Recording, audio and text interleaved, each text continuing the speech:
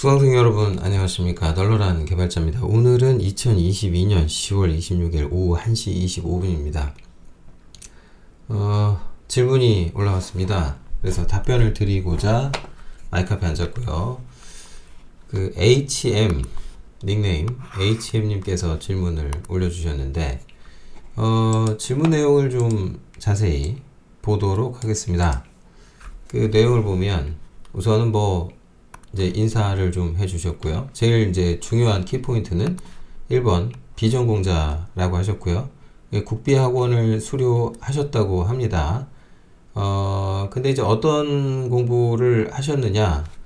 여기 보니까 이제 여기 원래는 이제 자바 개발자로 입사를 했지만 자바로 개발을 거의 못해서 라는 말을 하셨어요. 그러니까 정확하게 말씀은 안 하셨지만 국비 수료 과정이 아마 이 자바 기반의 이제 그 백엔드 개발자를 트랙을 밟으신 것 같아요. 이쪽으로 공부를 하신 것 같고, 근데 이제 문제는 취업을 하셨는데 이렇게 됐대요. 주로 화면이나 쿼리를 고치는 작업. 이 얘기에서 제가 이제 느끼는 건 뭐냐면, 유지보수 업무를 담당했구나 라는 느낌이 좀 들었어요. 근데 화면 얘기를 하시는 걸로 봐서는 아마 그 JSP 파일을 좀 수정하는 일을 하지 않으셨을까 라는 추정이 되고요.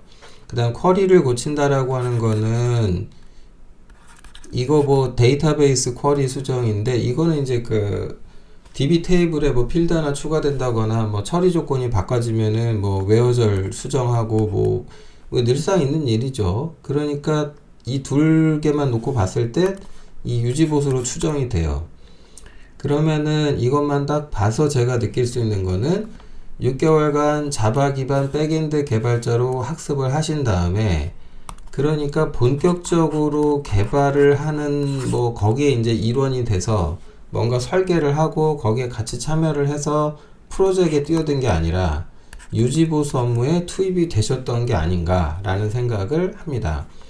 문제는 이제 그러다가 스스로 정체되는 느낌의 퇴사를 하게 되었다 하셨는데, 요건 저는 잘하신 것 같아요. 그러니까 내가 생각했던 방향하고 회사의 업무가 나에게 이렇게 좀 뭔가 유의미한 혹은 내가 발전할 수 있는 방향으로의 직무를 주지 않았다면 이게 빨리 옮기는 게 좋죠. 그리고 이번에 처음으로 RESTful API 개발하는 회사의 백엔드 직무로 가게 되었습니다 하셨어요.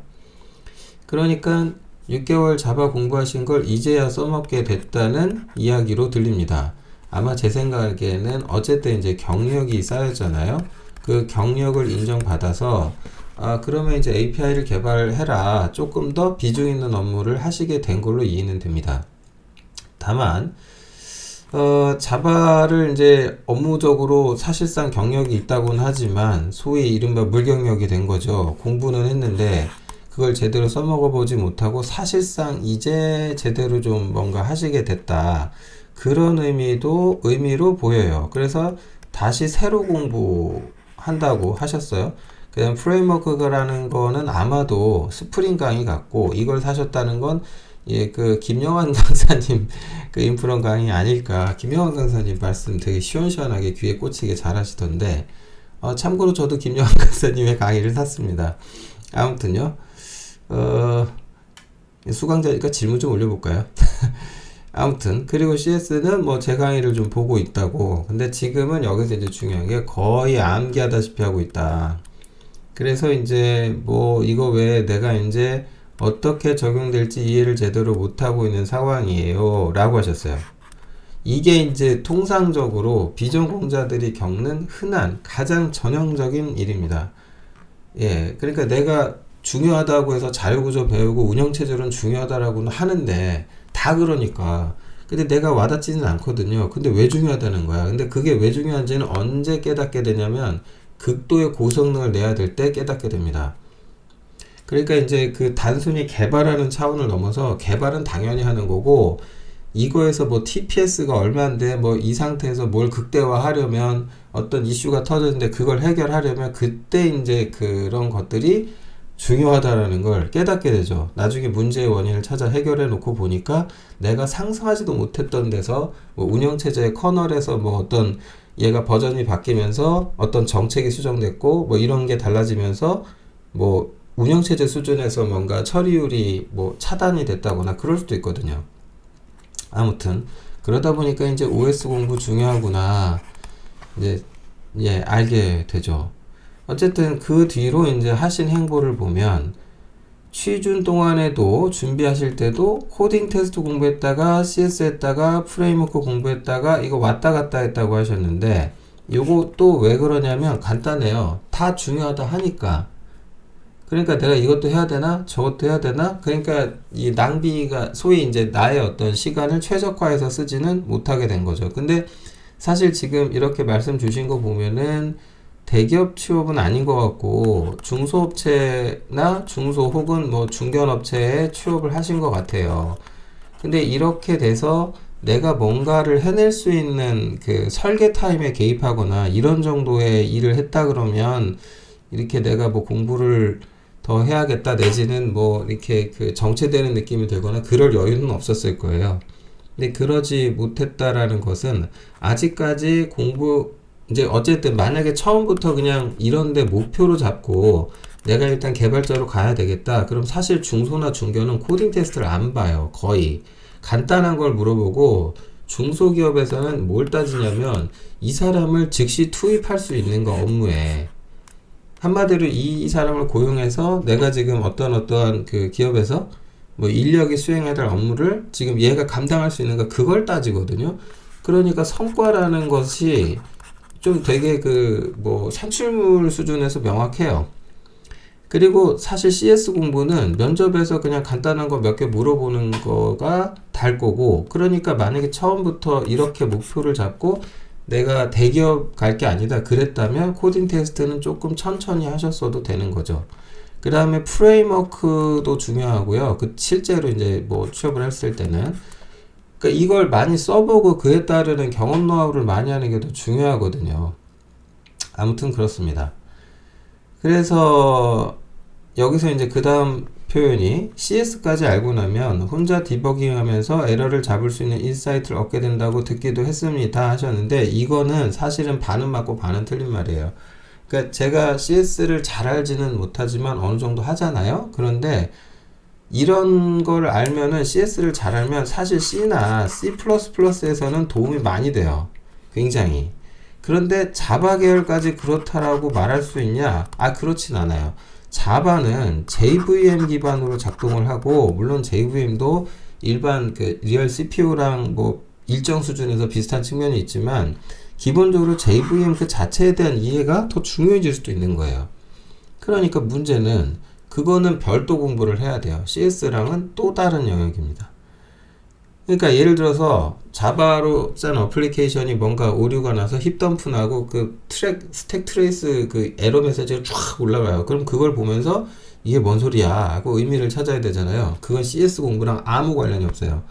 그냥 그 자체는 경험적 공부를 그 환경에서 이게 내가 경험을 통해서 스스로 문제 해결을 하셔야 돼요.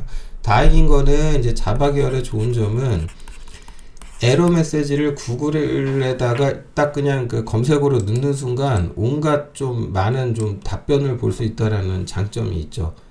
결국 그래서 뭐 에러 잡을 수 있는 인사이트를 얻는다라고 하는 거는 CS 예를 들면은 이런 거예요. 예를 들면 아까 제가 힙덤프 얘기했는데 이런 힙덤프에서 각종 메시지들이 있을 거 아니에요.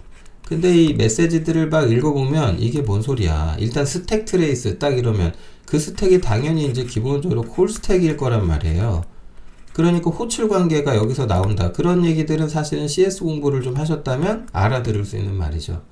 뭐 트레이스라는 표현도 이제 뭐 번역해서 추적하는 거지만 사실은 이제 그 결국 이제 그 뭔가 오류가 났을 때 그 프로세스의 흐름이 있다가 어느 지점에서 어떤 이유로 뭔가 트리거가 작동했고 뭐 이런 것들의 단어들을 조금 개념상 알고 접근할 수 있다는 장점이 있어요. CS 공부를 잘 해놓으시면. 자, 아무튼 그렇습니다. 그래서 이론 공부만 하면서 책상 공부 느낌이라든지 개발 실력이 상승했다는 느낌은 전혀 들지 않아서 의문을 갖게 된다. 이거는 이렇게 말씀드릴 수 있어요. 여러분이 뭔가 학습을 하잖아요. 그러니까 공부를 했어요. 학습을 막 공부해가지고 죽어라 했어. 뭐 국비지원이든 뭐든. 근데 그걸로 딱 취업을 하잖아요. 그러면 취업을 하는 순간 어떤 일이 벌어지냐면 앞으로 한 3년간 실력은 늘지 않아요. 무슨 뜻이냐면 앞으로 3년 동안 느는 거는 실력이 아니라 내가 공부한 거 있죠. 그걸 틀리지 않고 구사하는 데만 3년이 걸려요. 그러니까 내가 예를 들어서 자바로 뭐 스프링 뭐를 공부를 했는데 내가 그걸 갖고 업무를 했어요. 그러면 새로운 기술 말고요. 그냥 내가 아는 것만 실수하지 아니하고 구사해내는데, 그러니까 여기서 이걸로 넘어갈 때, 이 단계로 넘어갈 때 소위 이른바 삽질을 얼마나 많이 하겠어요. 그러니까 그냥 뭔가 비속어가 나오는 이제 입에서 쌍욕 나오는 일도 해보고 뭐 그 미쳐버리는 거거든요. 그러다가 이제 딱 깨닫게 되고, 아, 이거 내가 이런 사소한 실수 하나를 해서 문제가 났구나. 그 과정이 굉장히 이게 견디기 힘든 시간일 수도 있어요. 어찌됐건 3년 정도 걸려요. 그러니까 2점 몇 년. 그래서 이제 업계에서 제일 좋아하는 게 그 3년 차.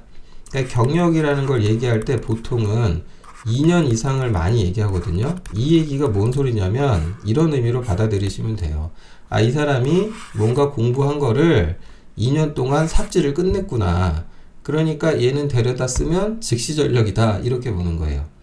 그러니까 더 가르칠 필요는 없다. 그러니까 이론도 알고 그걸로 고생도 해봤고 그 문제 해결도 3년 동안 2년 이상 했으니 이제 가성비가 가장 뛰어난 3년차 개발자구나. 이렇게 되는 겁니다.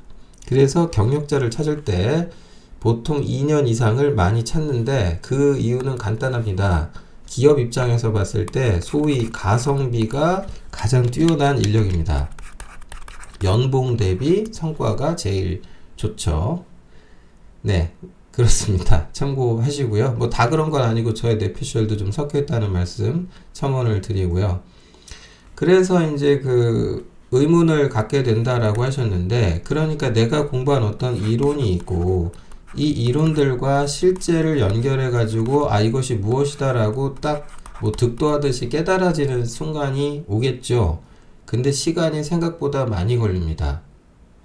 그리고 기본적으로 엄밀히 말해서 잘 생각해 보면은 사람은 이거 이해를 했다라는 말들을 많이 하는데 그것이 암기를 한 것과 차이가 뭔지 설명하라고 그러면 생각보다 잘 못해요.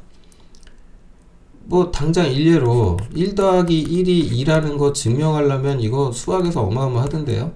그럼 1 더하기 1이 돼서 2가 된다라는 사실을 우리는 암기한 걸까요? 이해한 걸까요? 어디에 경계가 있을까요? 그게 또 참 애매하지만 무엇보다도 사람마다 또 약간의 차이가 있어요. 그러니까 지금은 어떤 그 이론들이 파편처럼 조각나 있을 거예요. 그걸 하나씩 선을 이어서 붙이는 시간이 필요한 거고, 지금 제가 보기에 HM님께서는 그 과정 중에 있으니까 답답하신 거예요. 그래서 지금 약간 어두운 안개 속을 무슨 헤매는 것 같은 답답함이 있으신 거고, 지금은 그런 시간이 필요한 시기다. 어떻게 생각하면 모두 다 겪고 있는 시기를 잘 가고 있다고 생각하시면 됩니다. 그래서 CS를 한 바퀴 돌린 후에 프레임워크 공부를 하는 것이 더 나은 방향일까요? 하셨는데, 우리 채널에서 영상들 많이 보셨잖아요. 그러면 저는 지금 뭘 권해드리고 싶냐면 프레임워크 공부하세요. 이 프레임워크라고 하는 것은 기본적으로 어떤 특징이 있냐면, 프레임워크를 공부할 때는 이 프레임워크라고 하는 것 자체가 어떤 구조를 가지고 있어요. 근데 이 구조라는 것이 어떤 상황이 있고 그 상황에 대한 대응을 할 때의 뭐 일련의 절차 같은 게 있잖아요. 그런 것들이 맨날 모든 프로그램에서 똑같이 반복되니까 이거 하기 좋게 구조를 짜놓은 거예요. 그러니까 프레임워크 공부를 할 때 제일 중요한 게 뭐냐면, 내가 이제 공부를 해서 자바 같은 거 배울 때는 이렇게 돼요. 아, 내가 코드를 직접 짜잖아요. 근데 이제 짜다 보니까 흐름이 보이거든요. 그 흐름을 내가 만드니까. 근데 프레임워크는 제일 중요한 특징이 뭐냐면 그 흐름이라고 하는 것, 그 다음 이 구조라고 하는 것이 결정이 나 있어요. 그러니까 어떤 객체가 있든 함수가 있으면 그게 언젠가 그냥 알아서 호출이 돼요. 언젠가 객체가 생겨나요. 그게 언제지? 왜 생겨나지? 이거는 공부해서 알아내야 돼요. 그리고 왜 그런 구조를 갖게 됐는지까지 공부를 하려면 내가 프레임워크를 설계할 능력쯤 됐을 때 그래서 이런 식으로 하는구나 라는 거 알게 되는 거예요. MVC 아키텍처라는 말 있잖아요. 그 왜 굳이 MVC를 하는 거예요? 그냥 그 MVC를 외우는 거잖아요. 그 컨트롤러라는 개념도 그렇지 않습니까? 결국은 그 RESTful API처럼 외부에서 이제 사용자가 API 콜해가지고 특정 URI에 대한 리퀘스트가 날라오면 그것을 처리해야 될 단위로 규정해서 컨트롤이라고 한 거잖아요. 그런 식으로 구조를 정했다. 그건 누가 정한 거냐? 예를 들어서 스프링 프레임워크 만든 사람이 그렇게 구조를 결정한 거예요. 그 사람 보고 너 왜 그랬어? 따질 수는 없는 거고, 아 그렇구나. 그럼 이게 좋으니까 그렇게 했나 보다. 그거 외워야죠. 그러니까 지금 빨리 뭐 공부해야 돼요? 네, 프레임워크에 대해서는 일단 공부를 해야 돼요. 한 분야에서 한 6, 7년 하잖아요. 그러면 이제 조금 나도 안목이 생기면서 그때는 이 말을 할 수 있어요. 내가 이 프레임워크를 설계했다면 나라면 조금 다르게 했을 것 같아. 이런 말을 할 수 있죠. 그렇게 되는데 제가 보기에 7에서 10년 걸립니다. 그 정도 한 분야 파시면은 아, 저 프레임워크 이거 좀 마음에 안 드네. 이런 소리 할 수 있어요. 시간이 필요합니다. 그런 말씀 드리고 싶고요. 추가적으로 어떻게 해야 되겠느냐? 이거는 설명이 된 것 같아요. 프레임워크에 대해서 구조를 공부하시고 파생 이론들을 공부해 가면서 그걸 연결하려고 노력하셔야 돼요. 왜 이런 구조를 갖게 됐을까? 예, 그 점을 생각을 해야 되는데 하루아침에 끝날 리가 절대 없습니다. 마음 조급하게 먹지 마세요. 참고하시고요. 그 다음에 게시판 외에도 시도해 볼 수 있는 게 있을까요? 하셨는데 게시판 외에 시도해 볼 거 이제 제일 흔하죠. 대표적으로 이제 웹 개발할 때 이제 뭐 CRUD라고 하잖아요. 요거 관련돼 갖고 API 만드는 게 가장 흔한 건데 이게 이제 기본적으로 출발을 하는 거죠. 그 외에 뭔가를 시도한다라고 하시면은 지금 당장은 조금 뭐라고 말씀드리기가 애매한 것 같습니다. 그러니까 무엇을 하고 싶으신지 조금 더 생각을 해보시는데 저 같으면 메신저 같은 거 하나 만들어 보는 것도 좋을 것 같아요. 아니면은 좀 엉뚱한 얘기지만 웹RTC 같은 거 공부해가지고 뭐 화상 채팅 체계를 구현해 본다거나 그것도 의미 있죠. 재미는 있을 겁니다. 화상 채팅이나 웹RTC 쓰면 좋은 게 네트워크 공부도 되고 무엇보다도 뭐 결과가 눈에 확확 보이니까 신기하기도 하고 좋아요. 한번 참고해 보시고요. 우선은 지금은 제가 보기에 뭔가 다른 걸 하려 하지 마시고 지금 하고 계신 것을 절대 틀리지 않고 해내는 단계에 도달하시는 게 중요한 것 같습니다. 이거 실력이 안 는다라고 생각하지 마세요. 지금 그러니까 예를 들어서 게시판 하나 짜는데 일주일 걸리던 거 이제 하도 많이 짜니까 나보고 눈 감고 짜라 해도 2시간이면 짜 이럴 만큼 반복 숙달이 되셔야 돼요. 지금은. 그래서 다음 단계는 그 숙련 단계가 좀 된 다음에 생각하셔도 되지 않겠느냐 그런 생각 듭니다. 조급하지 마시라는 말씀 다시 한번 드리고 그 다음 공식 문서를 보고 공부하는 법도 알고 싶습니다. 이게 무슨 말이냐면 그러니까 어떤 예를 들어서 공식 문서로 뭐가 나오잖아요. 예를 들면 지금 스프링이에요. 그러면 스프링에 대한 공식 레퍼런스나 문서가 있겠죠. 그걸 보고 공부한다라는 게 특별하게 방법이 있는가? 라고 물으시면은 저는 없다라고 말씀드리고 싶어요. 그런 방법은 없어요. 그리고 공식 문서라고 하는 것을 차분히 읽어보면 좋다 하시는 분들 되게 많거든요. 그거는 이 한 3년 해가지고 내가 어느 정도 눈을 떴을 때 그때쯤 가서 이런 말 할 수 있을 거거든요. 예를 들면 자바가 이번에 버전이 뭐가 바뀌었대. 그러면서 뭐가 어떻게 달라졌고 뭐가 개선됐고 이런 얘기들 나오면은 이것만 모아서 공식 문서로 배포되겠죠. 그러면 왜 그렇게 바뀌었을까? 람다식이 등장했다. 뭐가 표현이 됐다. 그럼 콜백 뭘 지원한다. 왜 그런 게 필요해졌지? 그러면 그게 뭔지를 알고 생각을 해야 되잖아요. 그러니까 공식 문서를 본다라는 거는 자바에 대한 내가 일정 수준의 식견이 쌓였을 때 그런 말 할 수 있는 겁니다. 그게 아니면 하기가 좀 어려운 거죠. 그리고 어떤 식으로 공부했냐라고 하셨는데 저는 공식 문서 볼 일이 언제 있었냐면 요즘은 세상이 좋아져서 구글링하면 웬만하면 다 나오잖아요. 그러면 여기에 가가지고 검색해가지고 결과 보고 일단 우리나라 사람들이 또 이렇게 또 빠르게 먼저 읽는 얼리버드들이 있어요. 그래서 잘 요약도 해놔요. 그러면 그 요약의 글들을 먼저 한번 보고 아 그렇구나. 그 일정 수준의 미리 좀 그 뭔가 경험을 하고 간접적으로 그리고 나서 필요하다면 이거 궁금한데 그러면 전체를 보지 마시고 일부 있죠. 일부 내가 관심 가는 거 그거 하나만 찾아서 거기에만 좀 구조를 내가 이건 제대로 알아야겠는데 자 보면 되잖아요. 그러니까 저는 내가 필요할 때 제가 뭔가 업무적인 거든 나의 호기심이든 뭐든 그게 궁금해서 봐야겠어 라는 스스로의 판단이 들 때 그냥 찾아봐요. 그게 아니면 이제 전체를 보는 일은 언제 있냐. 예를 들어서 C 언어의 표준 같은 게 있어요. C 언어에 뭐 C99 표준을 뒤로 뭐 무슨 표준 나오고 11 나오고 뭐 쭉쭉 나왔어. C++도 마찬가지죠. 표준이 막 계속 나와. 그러면은 이 표준이라고 하는 것들을 내가 언제 다 봐야 되냐? 간단해. 내가 책을 쓸 거야. 그러면은 책에다가 이제 틀린 말 쓰면 안 되니까. 그럴 때 이제 좀 보게 돼요.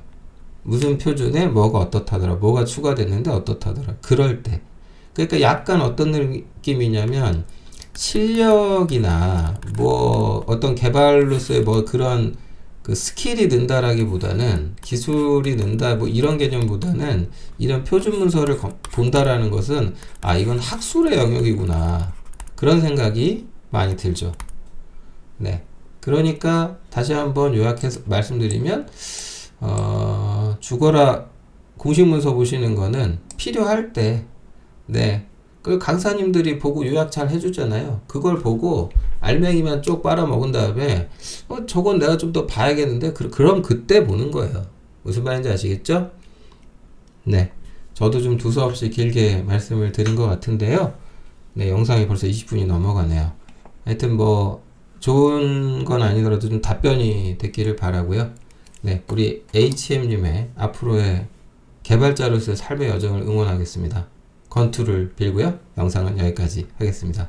감사합니다.